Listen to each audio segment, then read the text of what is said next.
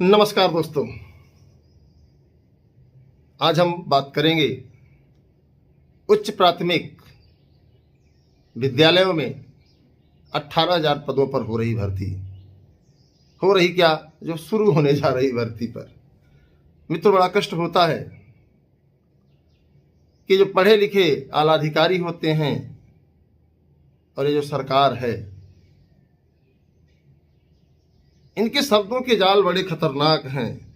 इनके शब्दों के जाल बहुत ही भयानक हैं। कल परसों जैसे ही शासनादेश आया कि इतने पदों पर इस तरीके से इस तारीख को परीक्षा होगी, तो कम से कम एक मन में उम्मीद थी कि चलिए 1800 ही सही, डूबने वाले को तिनके का सहारा ही बहुत। तो बड़ा अजीब सा लगा कि आखिर यार, जब उसको पूरा पढ़ा गया, किसमें योग्यता क्या है, अर्हता क्या है, कैसे होगी भर्ती, तो जब उसको पढ़ा गया तो इसमें टीईटी 2020 का जिक्र किया गया है। इसमें तमाम एनालिसिस करता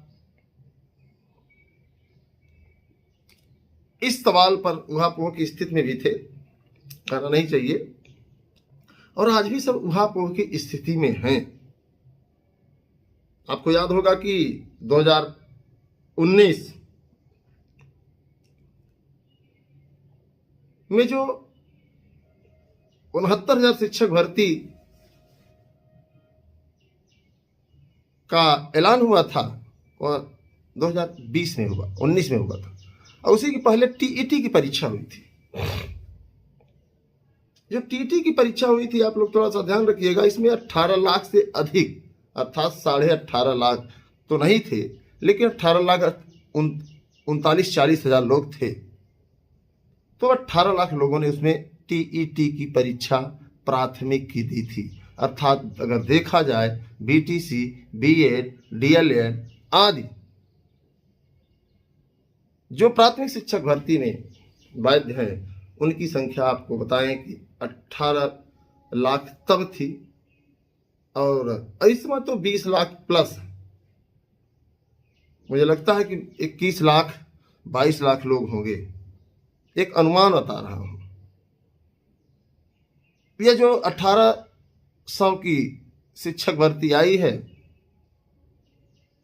इसमें 1500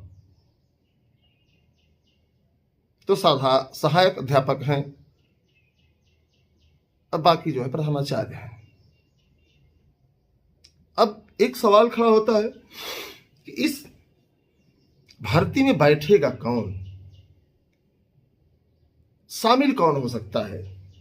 तो जब उस शासनादेश को आप पढ़ेंगे, इसमें बड़ा स्पष्ट लिखा है, 6 नंबर 8 में यह कहा गया है कि इस परीक्षा को प्राथमिकता देते हुए पहले करा लिया जा रहा है, टीईटी 2020 इसके बाद कराई जाएगी। जबकि इस लाइन का कोई यहां पर जिक्र नहीं होना चाहिए। अब सवाल खड़ा होता है कि जो टीटी इसके पश्चात अर्थात बाद में कराई जाएगी, तो क्या जो उच्च प्राथमिक के टीटी परीक्षा में नहीं बैठे हैं, उन्हें बेसब्री से इंतजार था बैठने का, तो क्या वो भी इस परीक्षा में शामिल होंगे? ये पहला सवाल है। दूसरा सवाल है कि क्या जितने भी टेट परीक्षा का इंतजार कर रहे थे उच्च प्राथमिक के, क्या सभी इस भर्ती में बैठ पाएंगे, या फिर सरकार ने सभी को बैठने की खुली छूट दे दी है उच्च प्राथमिक विद्यालयों की इस 1800 शिक्षक भर्ती में? ये 3 सवाल हैं।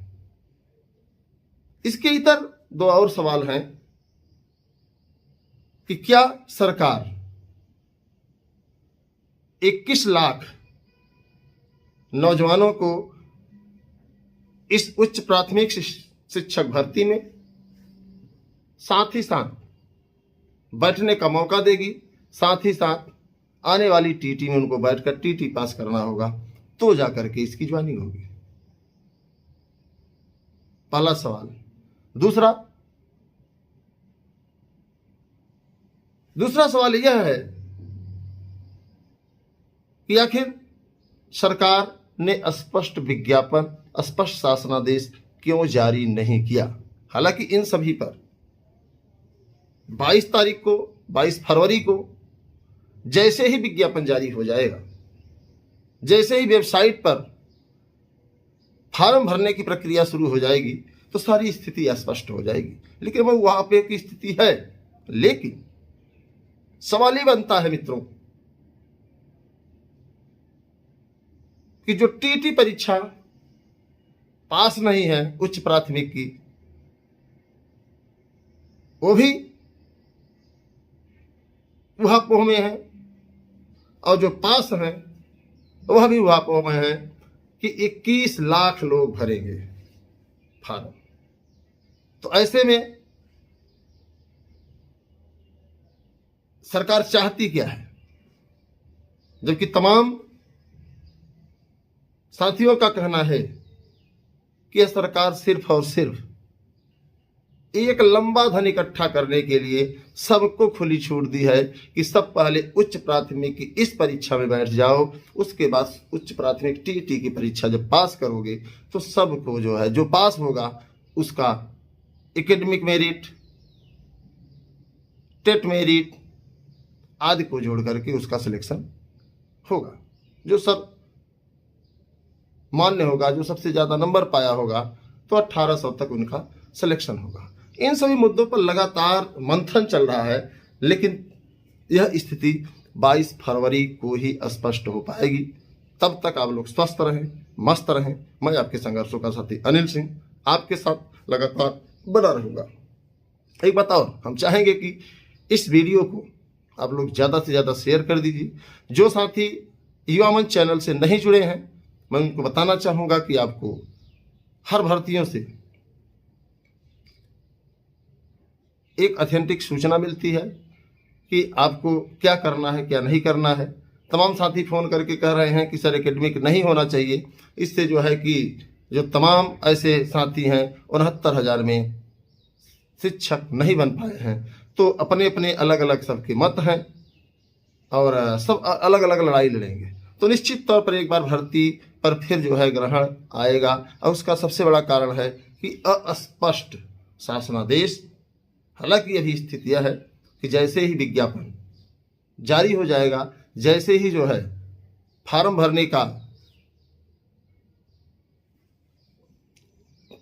फार्म भरने की प्रक्रिया शुरू हो जाएगी, तो स्थिति पूरी स्पष्ट हो जाएगी। लेकिन तब तक के लिए आप लोग ऊहापोह में ना रहें, पढ़ते रहें और मजबूती से अपने मंजिल को पाने के लिए आगे बढ़ते रहें। मैं आपके संघर्षों का साथी अनिल सिंह। हम चाहेंगे कि जो हमारे साथी इस चैनल से न जुड़े हों वो जुड़ जाएं और बेल आइकन जरूर दबाएं, ताकि जैसे ही कोई सूचना हो आप तक आसानी से पहुंच सके। इस चैनल के माध्यम से आपके अधिकारों का, आपके हक का और आपके भविष्य का जो उद्देश्य होता है उसको आप तक पहुंचाने का पूरा प्रयास किया जाता है। इसी के साथ सभी साथियों को धन्यवाद।